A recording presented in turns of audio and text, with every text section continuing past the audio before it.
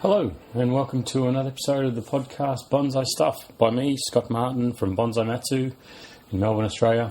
In this podcast, I'd like to just explain what it is about bonsai that I love, what drives me, what's my passion, what really ticks the boxes for me when it comes to bonsai, and hopefully that can resonate with a few people out there listening to the podcast.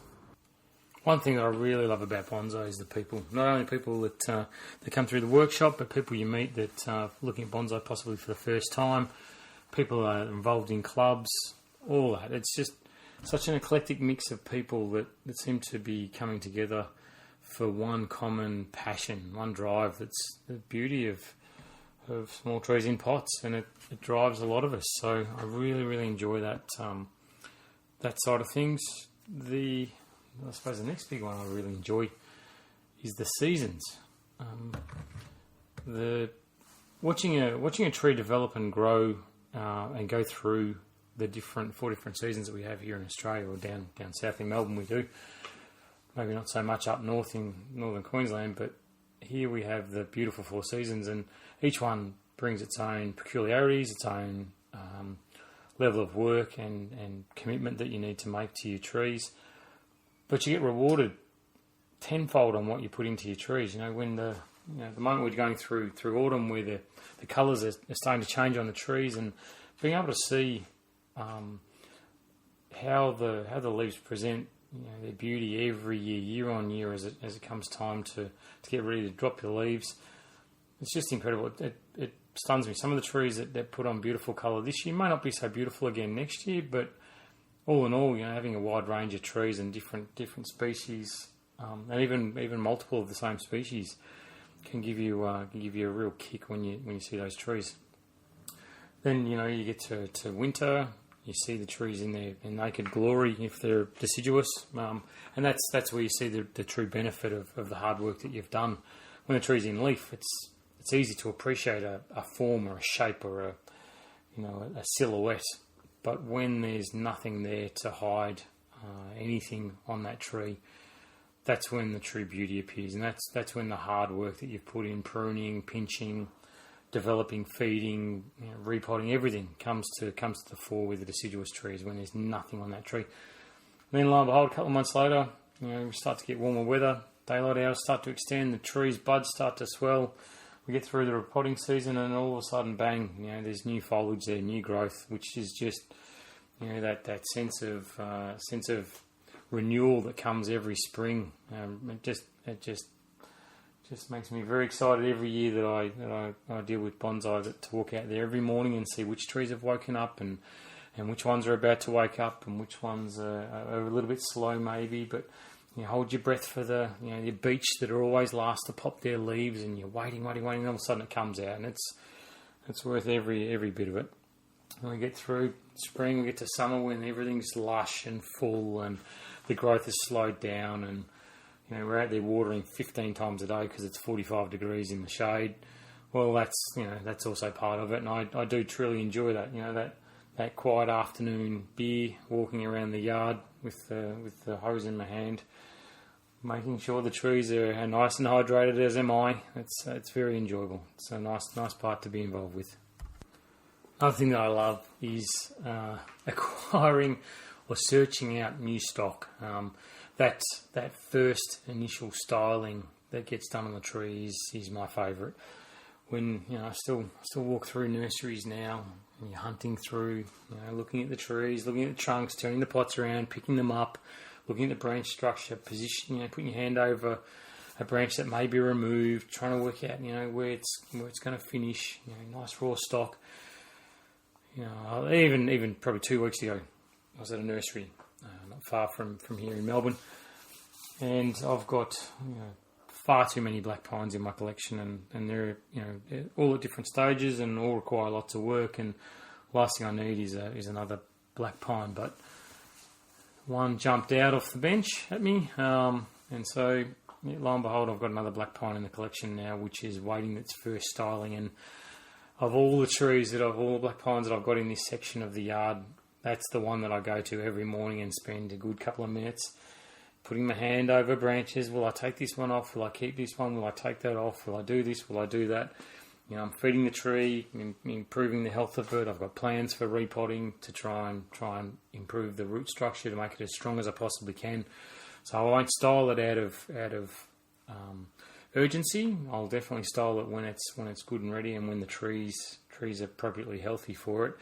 But I still get that kick now. I started bonsai a long time ago. First snippet of bonsai was back in 1989, and I still get that buzz now out of new trees. My wife might not be quite so happy about it, but I definitely enjoy bringing home that new stock and finding a place for it on the bench, and then starting to plan to make that first initial styling on the tree.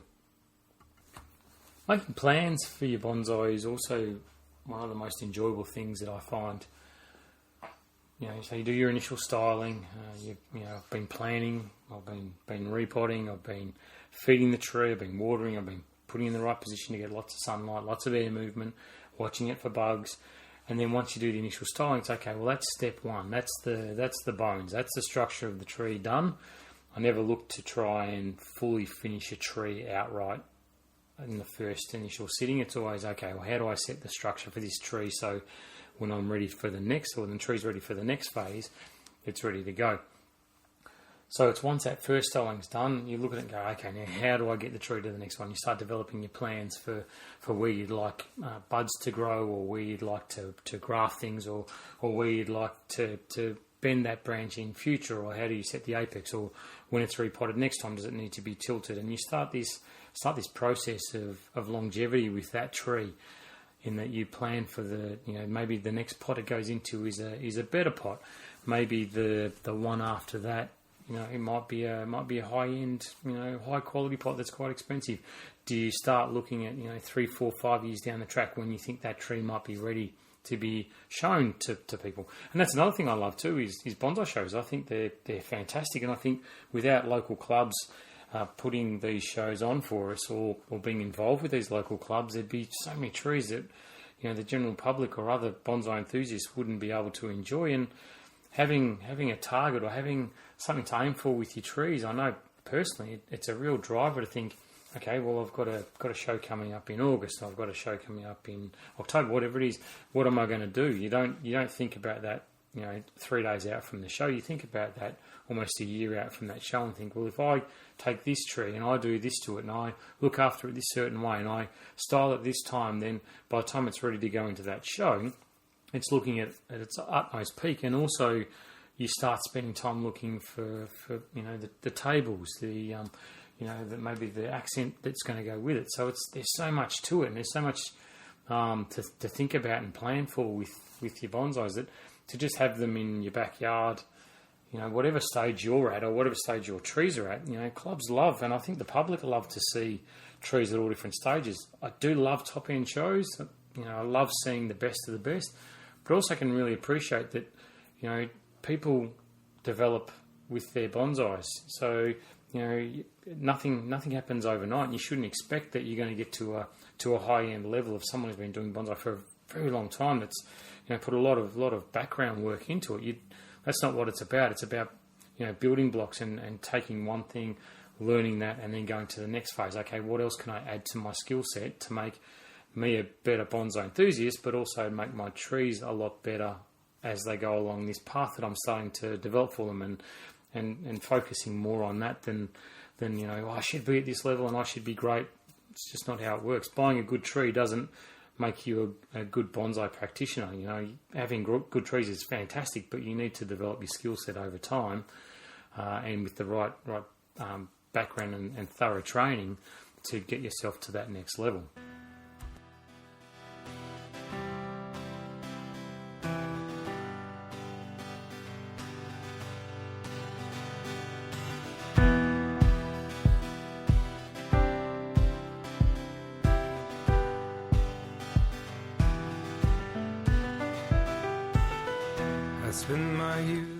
Well, I get asked quite a bit what got me into bonsai initially, and having spoken to a lot of customers over the last 5 years, it seems to be pretty clear that doing bonsai is almost like doing yoga or something like that.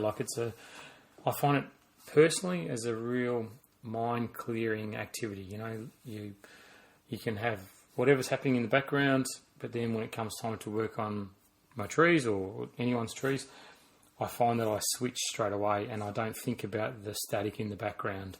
Whatever it is that's going on, work, family, whatever it is, personal issues, water bills that need to be paid, whatever it is.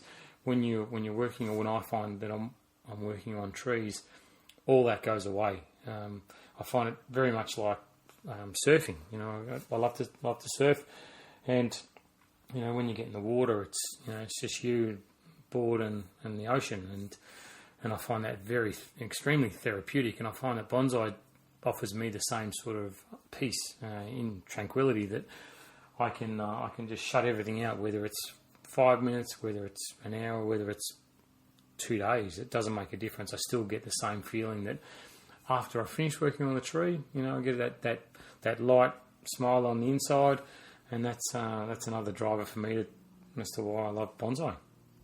So when I work with customers on trees, I follow the same way, I have the same feeling. You know that, you know, sometimes people want to push things maybe a little bit harder than what they should be to hit an end goal, and I think that can be possibly at the detriment of the tree. So I try and put into perspective that looking at trees as just taking a few steps every time you work on them, suddenly, you know, it gets you to where you want to be in a relatively short period of time.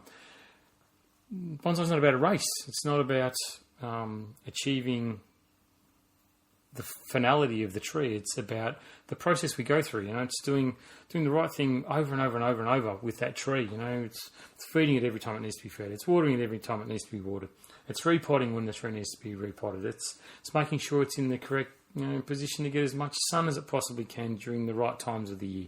So I think if you focus on continual improvement with your trees, it's great. But it's not just with the trees. It's also with the people that I speak to and do training with and workshops and stuff like that, because, you know, knowledge is like a building block as well. You know, you shouldn't look to try and soak in everything straight away. It should be a gradual thing where it's piece by piece by piece.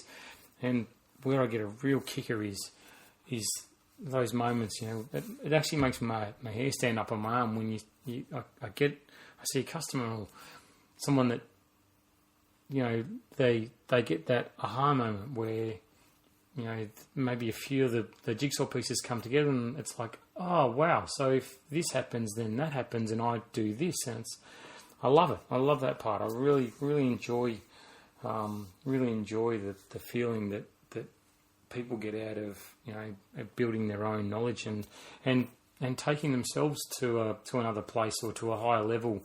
You know, education's a great thing, and it should never be underrated in any form. So, and I think practicing bonsai, whether you've got 3 trees on a coffee table out the back, or you've got hundreds and hundreds in a proper display area, it's the learning process and the acquiring of education and skills should not be something that you look at going, okay, I've done, you know, this course, that's it. That's not how it works. You know, you should be involved with clubs. You should speak to people. You should, you know, search out the best people on the internet. And there's a couple out there killing it at the moment with what they're presenting to the world, and it's great. And I think that there's good people also locally around Australia in the clubs that should be used as a resource for anybody really. The one thing, another thing that I love, there's a lot I love about bonsai, as you probably picked up by now, but I look forward to every morning putting the kettle on, making my coffee, going out there and walking around the yard. Doesn't matter, rain, hail, shine. You know, if it's raining, I put on a jacket and a hat. But I love the mornings when I'm out there and it's just me. The day hasn't started yet. You know, neighbours aren't awake. The cars aren't making noise. I can walk around my trees and I can have a look, and I can look at every tree. Every tree gets some of my time. So I can look at them, assess where they're at. Is the wire cutting in? Are there any bugs? You know, how does the pot feel? Is it a bit too wet? Is it a bit too dry? You know, do I need to think about repotting this tree? Is it a bit too compact, the soil? You know, is moss starting to go up the trunk? Do I need to look at cleaning that back? Is it due for a prune? Where's it at? And that's every day for every tree that I have in my yard. And I really enjoy that part. That 15, 20 minutes that I take just walking around, just assessing everything, making mental notes in my head for later in the day or for on the weekend or for whenever I get a chance to work on them. It's really enjoyable, and that coffee, I think, keeps me going to a certain extent at certain times of the day. Looking back, I'm at work, stuck behind a computer screen. Then I look back, I think back into my head when I get a fresh coffee and think, this morning that maple looked really nice. The leaves are just starting to turn on that, and it's full. It's probably could do with a little bit of a prune back on some of the extremities, but that's really nice, and I enjoy that. I mentioned earlier that I never think a tree's complete. I also mentioned that I love making plans for the trees. I really love redesigning. Looking at a tree that I've had for quite a while from a different angle, a different perspective, a different front, different main branch, whatever it is, something different about it. Maybe lightening the structure off from being so heavy with foliage, whatever it is. Taking something which I've always looked at always consistently a certain way, and then going, well, what if it was like this? It's like a new set of glass, a new set of eyes looking over the same tree, and not being driven by what I've always thought about the tree and what I've enjoyed about it in the past. It's looking at it going, well, okay, how could I enjoy this more? How could I enjoy this differently? And that's why I love bonsai, because it's a living thing. It's not a piece of clay that once it's sculpted, that's it. It's ongoing. It only stops when we want it to stop. If you think it's finished, then that's it. It's finished. Keep pruning every year, repot it when it needs to. It'll gather age. Get a bit of lichen on it, whatever it is. But you also have the opportunity of reassessing and looking at things in a very different way. And as trees age, the beauty naturally improves and increases as the tree does get older. The bark starts to develop, the branches start to set in their ways, nothing looks quite so young as what it did before, and that's when I like to look at them and think, well, could you look different?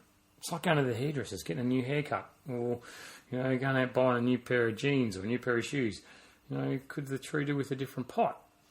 What would it look like if it's in a blue pot now? What would it look like if it was in a yellow pot? If it's in a square edge pot, what about an oval? Is there a way that you can reassess that tree? So, it might have given you 5, 10, 15 years of enjoyment.